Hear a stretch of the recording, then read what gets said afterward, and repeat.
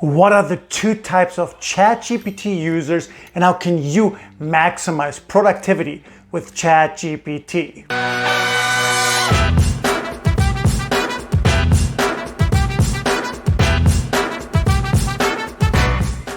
So by the way, if you're new here, make sure to hit that subscribe button. So what are the two types? Well, imagine you're walking a dog, yeah? So there's really two options. Either the dog leads you or you are leading the dog.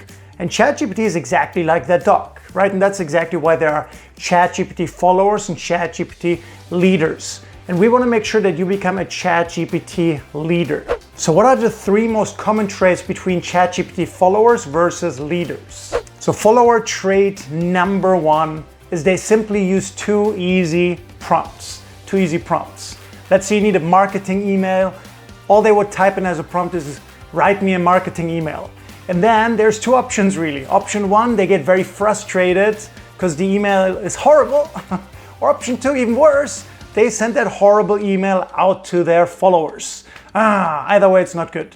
ChatGPT will give you exactly what you feed it.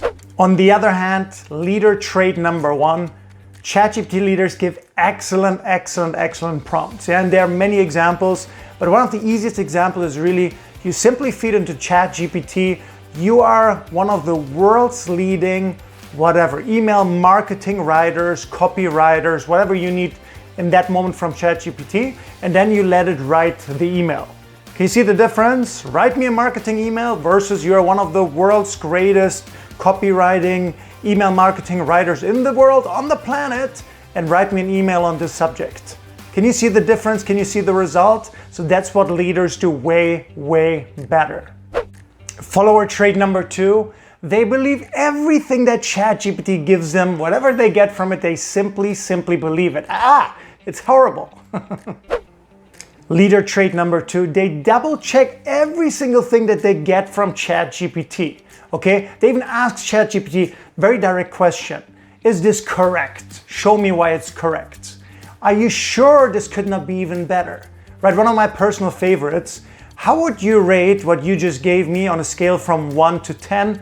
10 the best potential output, the outcome. Yeah, where would you rate yourself? And then usually it will say something about 8, 8.5. And then you ask afterwards, okay, rewrite it so it's an absolute 10. Again, double check everything. Don't take the first answer yet. Go deeper and make sure the facts are correct too. Follower trait number three, and this is what I see so many people do. They let ChatGPT actually make decisions for them.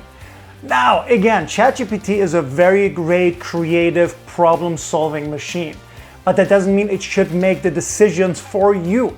Okay? That's just horrible. Do you want ChatGPT to run your life? Come on.